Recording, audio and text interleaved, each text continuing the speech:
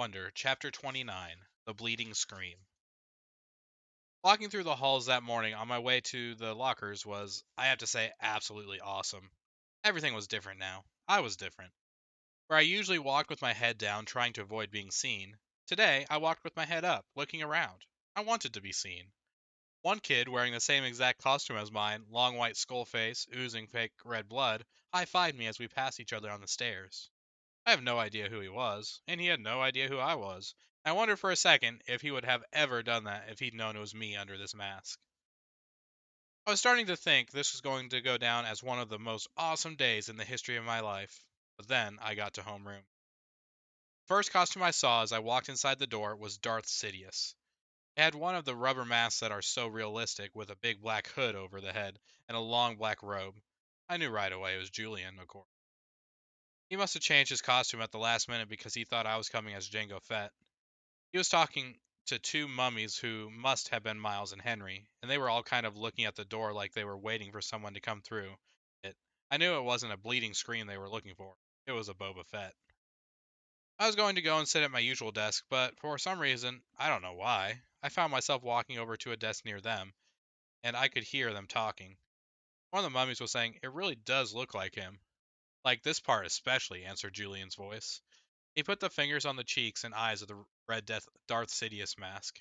"Actually," said the mummy, "what he really looks like is one of those shrunken heads. Have you ever seen those? He looks exactly like that."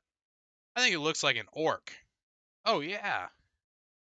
If I looked like that," said Julian's voice, kind of laughing, "I swear to God I'd put a hood over my face every day." "I've thought about this a lot," said the second mummy, sounding serious. "And I really think, if I looked like him, seriously, I think that I'd kill myself." "You would not," answered Darth Sidious. "Yeah, for real," insisted the same mummy. "I can't imagine looking in the mirror every day and seeing myself like that. It would be too awful. And getting stared at all the time." "But why do you hang out with him so much?" asked Darth Sidious. "I don't know," answered the mummy.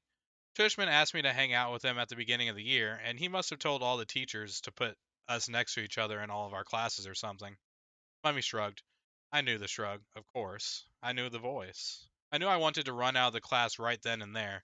I stood where I was and listened to Jack Will finish what he was saying. I mean, the thing is, he always follows me around. What am I supposed to do? "Just ditch him," said Julian. I don't know what Jack answered because I walked out of the class without anyone knowing I'd been there. My face felt like it was on fire while I walked back down the stairs. I was sweating under my costume and I started crying. I couldn't keep it from happening. The tears were so thick in my eyes I could barely see. I couldn't wipe them through the mask as I walked. I was looking for a little tiny spot to disappear into. I wanted a hole I could fall inside of, a little black hole that would me up.